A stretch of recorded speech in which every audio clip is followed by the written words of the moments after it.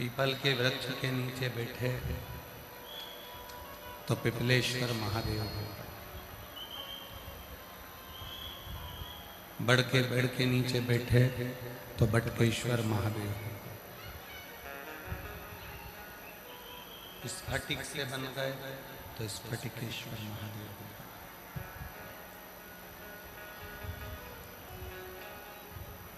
रतन से बन गए तो रत्नेश्वर महादेव। केवल एक शिव, केवल एक शंकर, केवल एक ओगढ़दानी भगवान देवाधिदेव महादेव, जो जिस स्थान पर, जिस जगह पर बैठते हैं, जिस स्थान पर बैठते हैं, ये कोई नहीं चल रहा एक भी,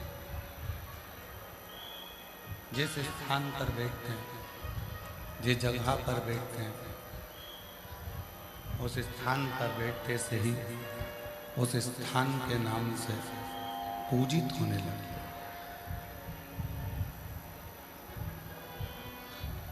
केवल एक स्थान की ही मूलता नहीं, संपूर्ण स्थानों की मूलता।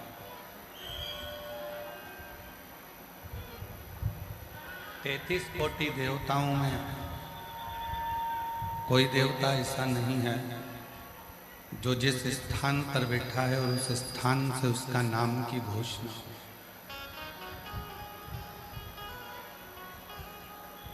उस स्थान के नाम से वो पूजा। केवल एक देव है, देवाधिदेव महादेव, भगवान शिव, त्रिकालदर्शी, कैलाशी, अविनाशी, भगवान शंकर, जो जिस स्थान पर बैठते हैं उस स्थान पर बैठकर उस स्थान के नाम से ही पूजित होते। अर्थात शिव महापुराण की कथा में श्री वेदव्यास जी वर्णन करते हैं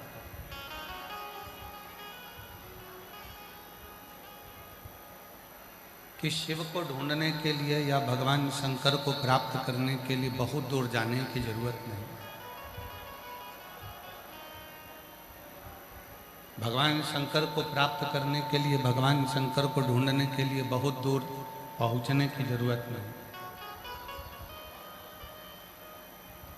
तुम जहां बैठोगे, तुम जिस स्थान पर बैठोगे, जिस स्थान पर तुम उसको पुकारोगे, वो उसी स्थान पर आपको मिलेगा।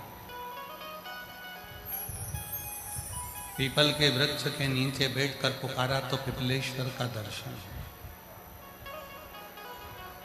वट वृक्ष के नीचे बैठकर पुकारा तो वटकेश्वर का दर्शन। जिस भूमि पर जहां आप देवाधिदेव महादेव को पुकारोगे, वो महादेव आपको उसी स्थान पर मिलेगा।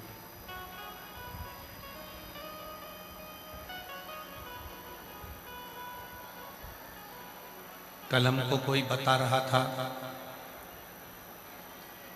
पाटिल जी कल कह रहे थे कि ये जो गांव है दूधनाल,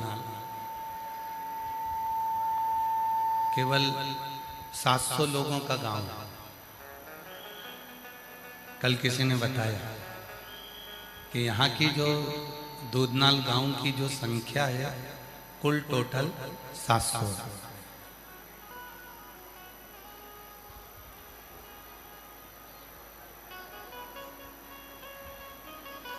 अब 700 लोगों के गांव में 7 लाख आदमी आकर बैठ जाए तो जरा विचार करिएगा, ये शिव की ही तो कृपा है।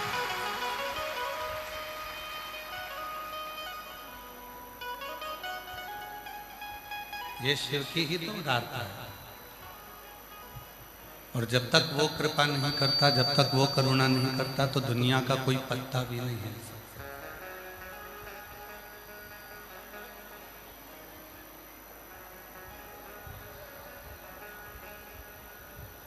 लाखों की संख्या में आप लोग आए हैं।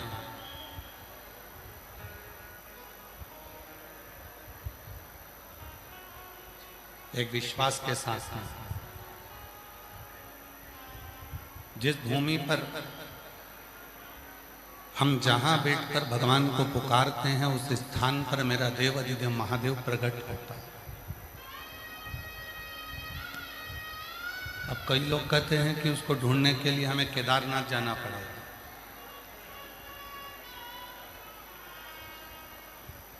कई लोग कहते हैं कि उसको ढूंढने के लिए हमको अमरनाथ जाना पड़ेगा। पर शिव महापुराण की कथा कहती है ना हमको अमरनाथ ढूंढने जाना है, ना हमको केदारनाथ ढूंढने जाना है। हम उस विश्वनाथ को, स्वयं को उसका अपना समझकर जब हम पुकारते हैं तो हमारा विश्वनाथ हमारा भरण पोषण करने के लिए हमारे हृदय में आकर तुरंत बैठ जाता है। उसको ढूंढने जाने की जरूरत नहीं पड़ती, केवल उसको पुकारा जाए, केवल उसको पुकार लो और वो आकर खड़ा हो जाए।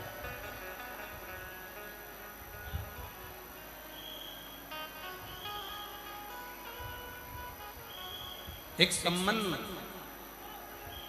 भगवान से बना लो, वो तुम्हारे सामने आकर खड़ा हो जाए। शिव महापुराण में शिव भक्त के लिए 4 गुण बताए गए।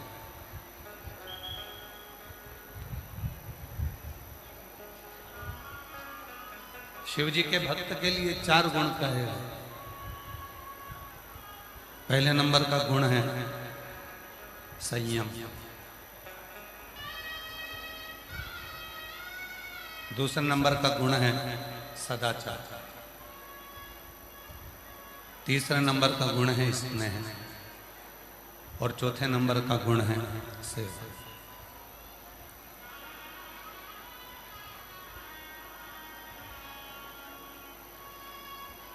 भगवान देवाधिदेव महादेव भगवान शंकर माता पार्वती जी को जब महाकाल वन में भ्रमण करा रहे थे, महाकाल वन में जब घूम रहे थे, भ्रमण कर रहे थे, तो भगवान महाकाल राजा ने स्वयं भगवान शिव ने माँ अम्बा जगदम्बा पार्वती जी को महाकाल वन में कहा था, पार्वती शिव भक्त का सबसे बड़ा गुण होता है उसके भीतर का संयम।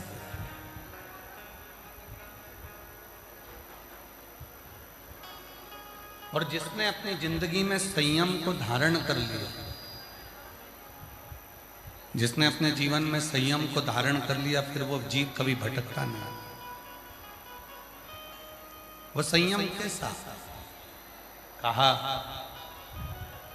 जब कोई भगवान का भक्त हो जाता है, पार्वती जब कोई शिव का भक्त हो जाता है, शंकर का उपासक हो जाता है, शिव भक्ति में जब कोई डूब जाता है, तो उस पर लोग आक्षेप लगाते हैं, ताना देते हैं, अपशब्द कहते हैं, आड़ा टेढ़ा कहते हैं।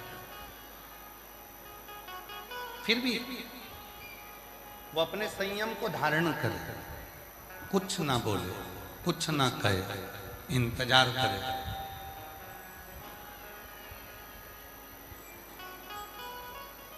बच्चा जब छोटा रहता है ना, उसका कहीं झगड़ा हो जाता है, और छोटे से बच्चे का, छोटे से बेटे का, छोटे से बेटी का जब झगड़ा होता है,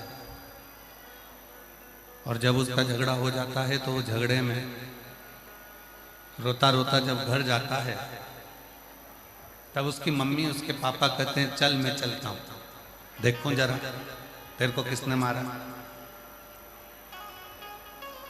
चल मैं चलता हूं। किसकी हिम्मत है?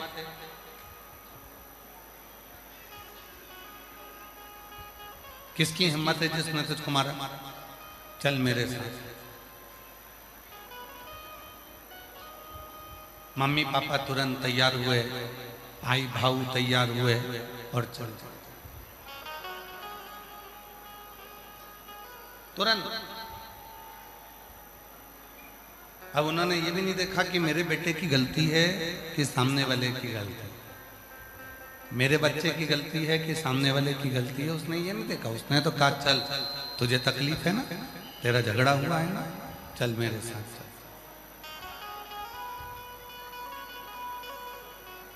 लेगा। बस मेरा ओघड़दानी मेरा शिव और माता जगत जननी जगदम्बा अम्बा पार्वती, शिव और शक्ति ऐसे ही। उसने ये नहीं देखा मेरे शंकर भगवान ने कि तुमने पाप कितना करा। मेरे शंकर भगवान ने ये भी नहीं देखा कि तुमने पुण्य कितना करा। मेरे शंकर भगवान ने तो केवल इतना देखा कि इसने मुझे पुकारा, इसने मुझे निवेदन करा, इसने मुझे पुकारा। और जब उसने पुकारा, जब उसने निवेदन किया, जब उसने पुकारा, बस मेरा देव अधिदेव महादेव, मेरा शंकर, मेरा ओघड़दानी, मेरा शंभु, मेरा त्रिकालदर्शी, मेरा कैलाशी अविनाशी, मेरा शिव तुरंत उसी समय पर उसका साथ देने के लिए आ गया। संयम, और उस संयम की सबको जरूरत है। जो शंकर को भरता है, जो भगवान शंकर का आराधना करता है, जो भगवान शिव की आराधना। अच्छा चलता चलता तुम लोग वापस उसको गड़बड़ कर देते हो यार भाई।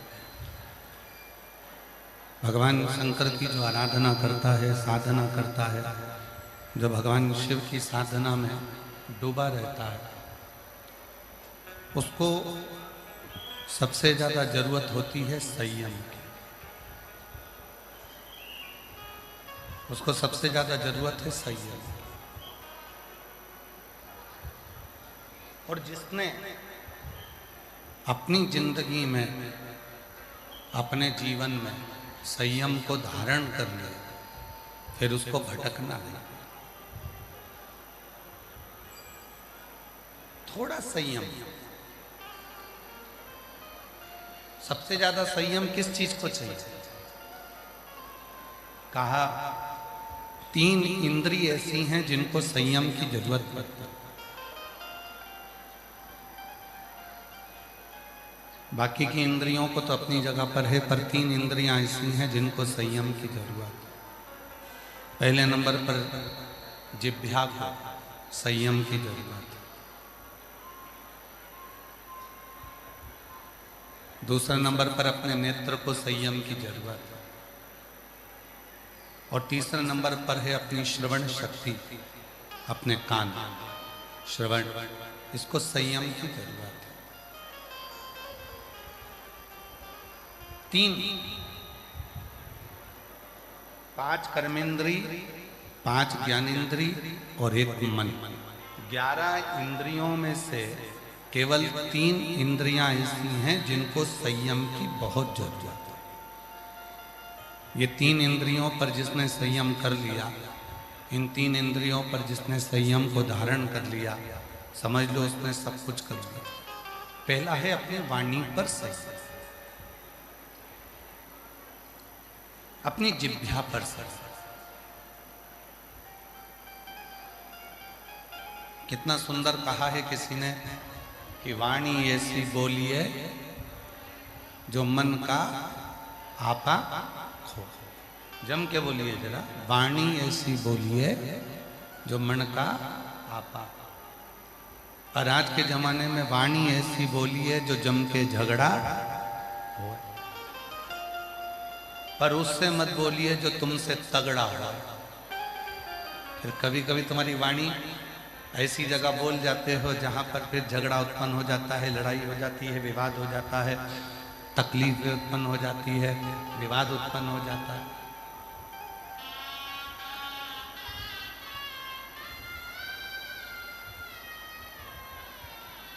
सबसे पहला 3 इंद्रियों में से सबसे पहला संयम है हमारी जिह्वा का संयम, हमारी वाणी का संयम। और इस वाणी के संयम पर ही सब कुछ है। आज के जमाने में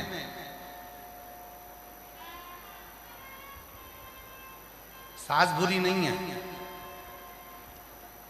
आज के जमाने में बहू भी बुरी नहीं है। ना सास बुरी है, ना बहू बुरी है, ना ससुर बुरा है, ना पति बुरा है, ना पत्नी बुरी है। ना देवर, ना जेठानी, ना जेठ, ना ननन, ना नंदोई, कोई बुरा नहीं है। सबसे ज्यादा बुरी है आपकी जिह्वा, आपकी वाणी।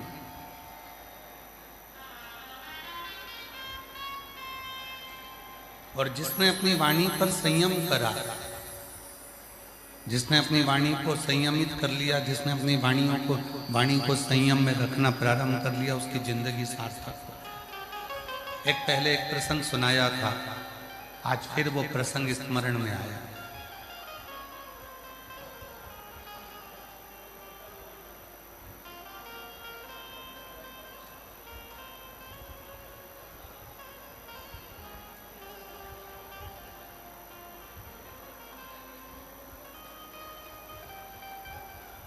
एक नगर में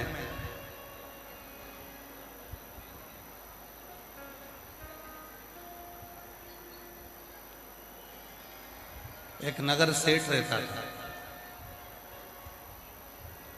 अच्छा,